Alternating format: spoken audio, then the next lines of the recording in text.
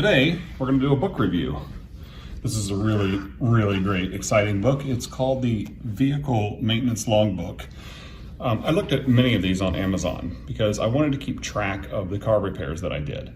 I've been doing this car repair thing myself for years, and I haven't kept very good track. I don't keep track of the oil filter part numbers and when I did oil changes exactly, and there's a lot of guesswork that goes into this. So I looked on Amazon.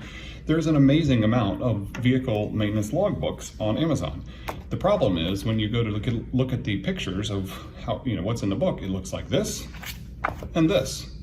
Well, that's not very helpful to me because I would like to know what's on the inside. So I did a lot of the research for you. I have bought what I feel is the perfect one, and I'm going to show you why. So, of course, I can put in my make and model. There's so many pages in here, I could use one book for all my cars very easily.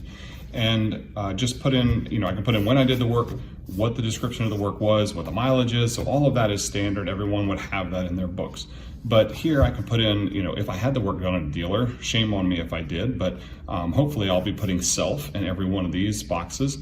Then I can put in the parts that I bought. So, and where I bought them. So this is tremendous because this gives me, if I buy parts at Rock Auto, sometimes I buy them on Amazon, sometimes depending on the work that I'm doing, I want to buy the part locally.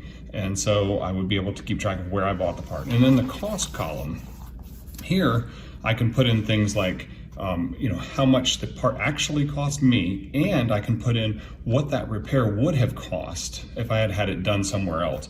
So then I can go back later and know how much money I actually saved doing my own repairs over the years.